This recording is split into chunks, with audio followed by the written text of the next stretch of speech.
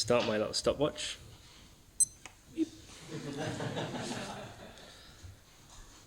Okay, so why am I a Buddhist? I did a similar talk under the same title a few months ago on an introductory weekend at Buddhism, and nobody died. So I'm sort of have to keep telling myself that, and it went fine. It was all right. I did this sort of obligatory whistle-stop tour through my fairly uneventful life thus far, and sort of had a go at reeling off a list of reasons to try and answer the question of why I'm a Buddhist.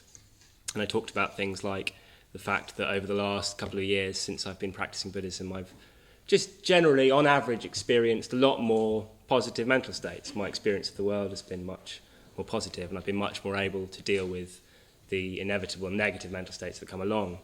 I talked about the fact that I felt much more able to connect with people, with strangers, with friends, inside and out of the Sangha, and with my family, especially my parents.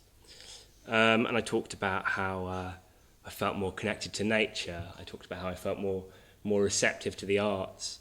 I talked about the way it had influenced my work. I'm a theatre director, and I felt like I'd been given some sort of secret key to the creative human mind, which is pretty cool. But I don't think I really answered the question of why I'm a Buddhist. I think they are all reasons that I think Buddhism's great. I find Buddhist practice really just very, very fulfilling and very helpful. I don't think I completely answered the question, and my grammar school education told me that is the worst of all sins.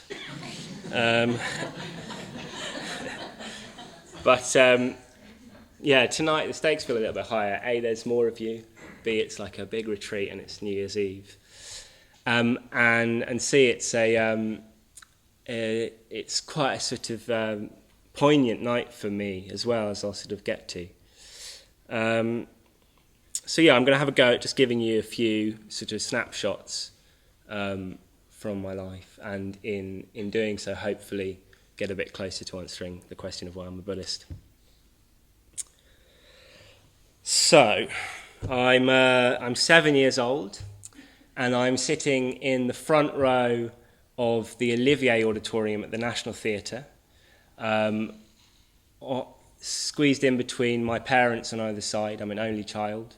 My parents are delightful people who've been nothing but really loving and supportive of me throughout my life, and have taken me to the theatre since I was very little. This is the first time I really remember being in a theatre, and it was Peter Pan, and Ian McKellen was playing Hook, but I didn't know that at the time. I just remember, I remember the light and the colour. I remember the fact that there was a huge story, the only kind that I'd only sort of experienced coming out of books before, like of an epic nature actually happening in front of me, and people flying in and out of windows, and I think I was just completely bowled over. I feel like I sort of felt like I'd got in touch with magic in some way, and from then on, the theatre's sort of always been a sort of church figure throughout my life in a way, a place where magic can sort of become manifest. And so I think that's the sort of epitome of an overall sense that I have of my childhood, of being generally in touch with just something a bit magic, really. I was really struck by what Maitreya Bandhi said last night about keeping faith in something that we sort of touch when we're children, and it's really that's really struck me recently, in that like quite a number of, like 3 or maybe 4 of the most recent pieces of theatre that I've made have all had that as a part of it. They're sort of taking a childlike perspective on the world. Not a childish perspective, mind, but a childlike perspective. And I think when I was little, I had this sort of sense that I was just slightly more in touch with something more.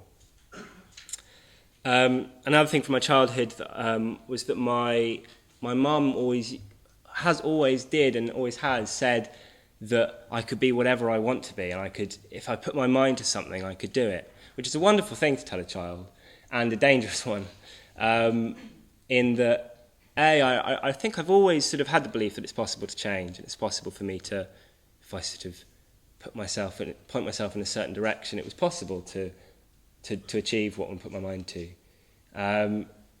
And the other side of the coin, it also made me feel like I was something quite special, and I could change, and I could be whatever I wanted to be as well.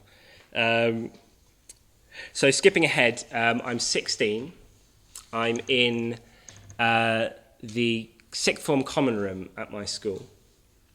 And I'm sort of just coasting along, trying to fit in, basically. Gone is the innocent magic of childhood, and arriving are the bad earring and smoking habit.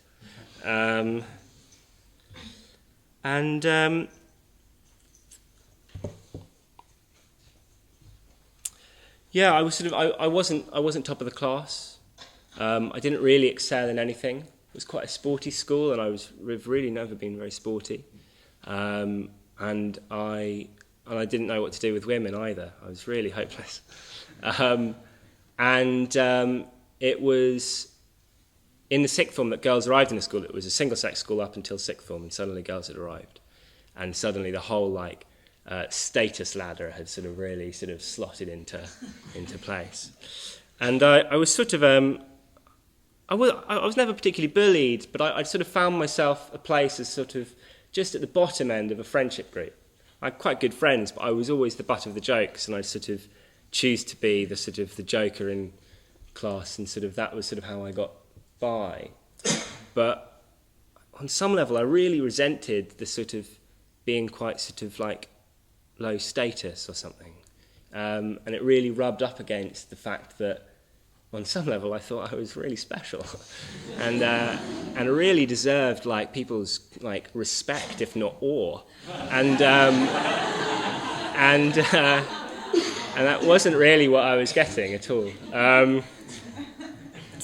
And so I'm in the sixth form common room, and at a poker game at lunchtime, and it's pretty low stakes, but I'm losing. And I should have expected this, because the game was rigged, and everyone knew it was rigged, and everyone knew who was rigging it, and everyone even knew how they rigged it, but we were still playing because it was something that we wanted to do. But it was really sort of getting at me. This is a game that I'd sort of come to quite enjoy, and I felt like I could sort of maybe be good at, and yet here I was sort of losing. And I think that might be one of the first points at which I started to sort of try and put into action what my mum had told me that I could sort of make of myself what I wanted. And I sort of, from that point onwards, embarked on what was a long and quite solitary path of trying to sort of change myself and make myself into something else. I sort of had an ideal of what I would be like as a person, pieced together from people I looked up to and fictional characters and so on and so forth. And I was sort of trying to become that. In hindsight, in quite a superficial way, I sort of wanted the sort of all the surface bits of that might maybe make people respect me. So yeah, I sort of embarked on this sort of path. Several different. Schroeder City earlier in the retreat used the term delusional paths. So I embarked on one of my first delusional paths was trying to become a self-made teenage millionaire playing online poker, which mostly consisted of me staying up till 5 a.m. and smoking too much marijuana. But it was the first step in that direction.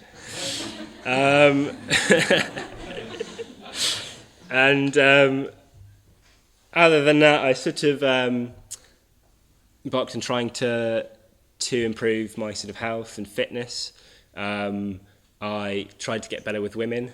I And also I started to direct plays, and sort of at the end of school and then throughout university, that became my primary obsession, and sort of plugged most of my energy into that. But yeah, it was all sort of aiming towards a sort of version of myself that wasn't really me, actually. All of these things, positive, some of them were. They weren't sort of ends in themselves. They were so that sort of people could like think better of me or something. And it was quite lonely, and I didn't really talk to people about most of it. Most of it was sort of learnt between me and Amazon ordered books and the internet, and it was only sort of getting to skipping ahead, come to 2015, and so I'm 25 by this point. I'm living in London. I've just directed my first 3 professional plays. They were really close together on the back of one another, and I was sort of at that moment in time in doing sort of like what I wanted to be doing, and people kept sort of telling me how I was like doing really well, and it was amazing to be doing this sort of work at that point. Sort of slowed down a bit since then, but we'll ignore that. But I was sort of left quite hollow. I was by a lot of the different sort of paths I'd sort of taken on, I was kind of where I wanted to be. I'd certainly increased in confidence. I'd certainly got a lot of the things that I was trying to sort of get for myself. But I just, it was the first, I was living in a big city and doing what I wanted to be doing. And for the first time, I wasn't really living with a close friend. I was living with people I liked, but I wasn't living with somebody I was really close to. And I sort of didn't realise just quite how lonely I was as well. Along the way, like one benefit of these several delusional paths was the thing that kept cropping up was the sort of mindfulness element, and the sort of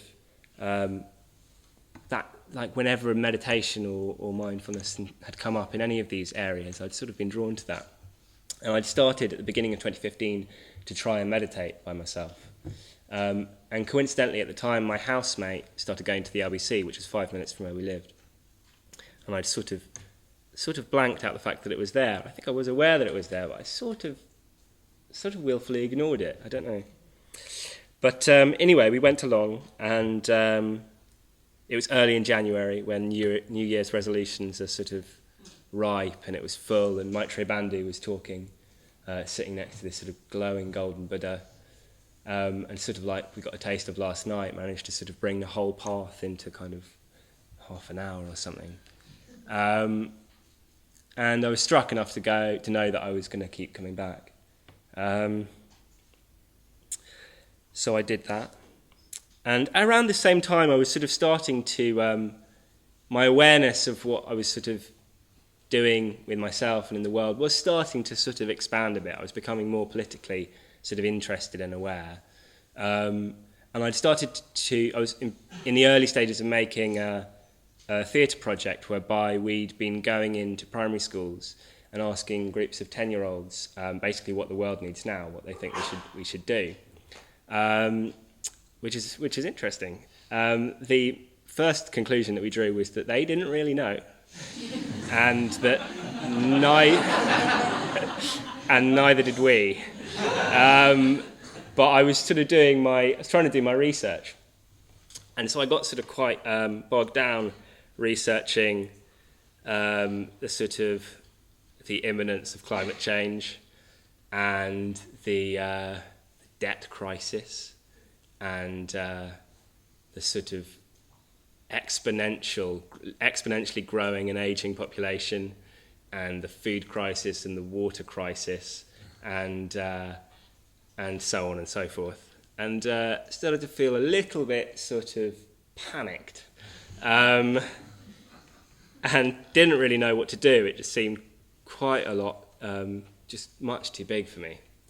And I remember that the first time I spoke to Nyan of Archer, he came up to me in the foyer at the LBC, and I ended up sort of talking to him about this basically, and sort of saying, like, yeah, it's great and everything, but what about the world? It's so urgent. What are we going to do?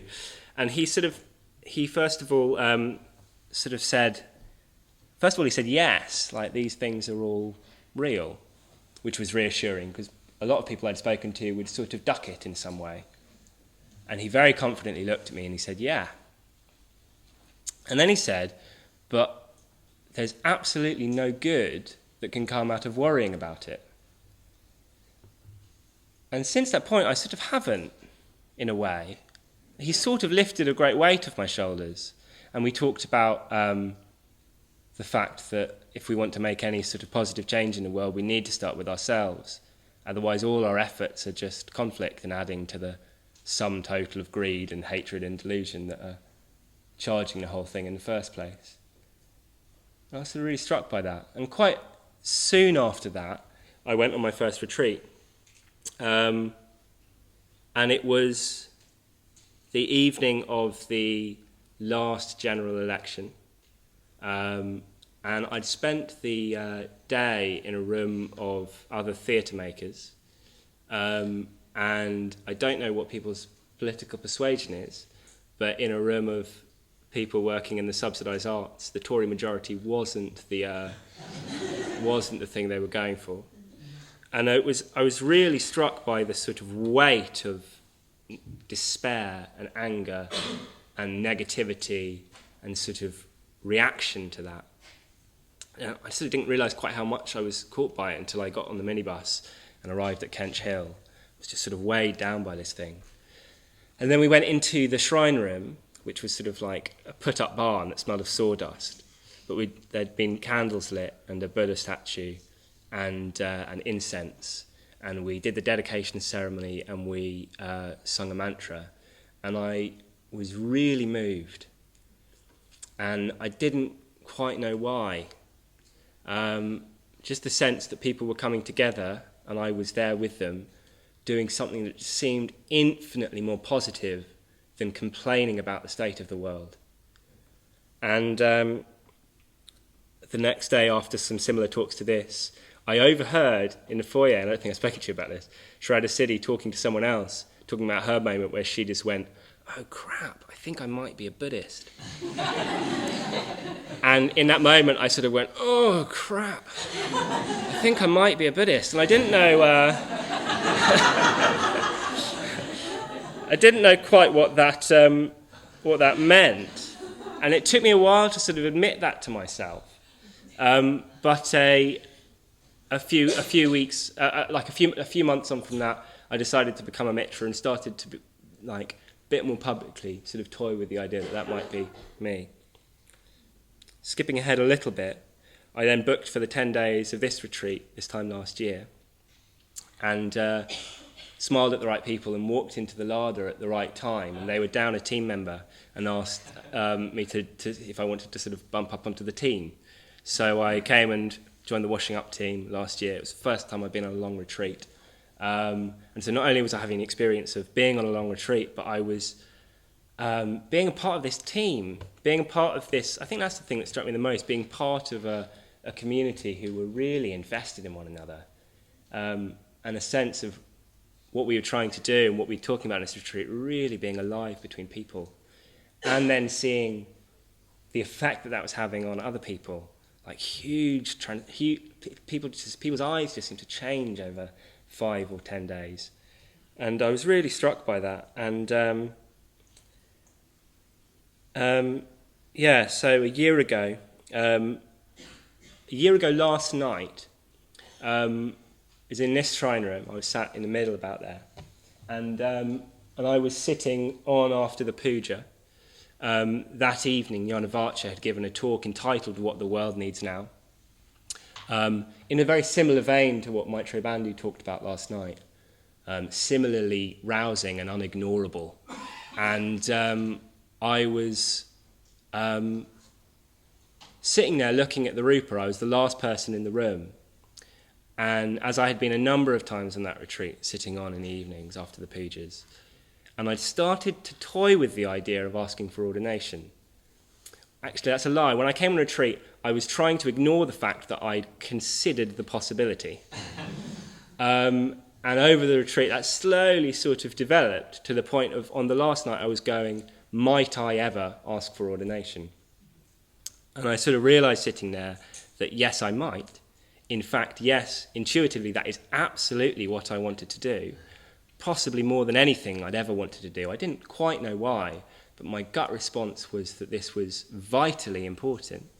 It was vitally important to attempt to fulfill something of an ideal that was more than just for myself, something of an ideal that I would benefit from, but that others might benefit from as well. I just felt really inspired, basically. I felt really scared as well. The idea of getting a funny name and a white thing around my neck that I still don't quite understand what it means, sort of terrified me. And I realised that I was sort of analysing that in these sort of late night sits and trying to point at what that was, that would stop me, why I couldn't sort of cross that divide and be like these people that I really looked up to, actually. And I realised that the things that were holding me back were all fear. Every single one was just a fear. And I'm still scared of that. I'm still scared of what people will think. It's totally countercultural. But I noticed that for what it was. And the next day, a year ago today, at about just before lunchtime, I had a late lunch. I took aside Jan Archer and went into the room upstairs, and still sort of physically shaking, told him that that's what I wanted to do. Sort of totally unexpectedly to me, certainly if you'd asked me a week or two before. And almost immediately burst into tears. And then that evening I went out into the New Year's ceremony with a sense of purpose and lightness around my life that I'd never felt before. And that's only continued to grow to this point. And it's a real honour this year to be able to have been trying to make more shrines for people to look at night, and to be able to stand and talk to you all as well. So yeah, thank you.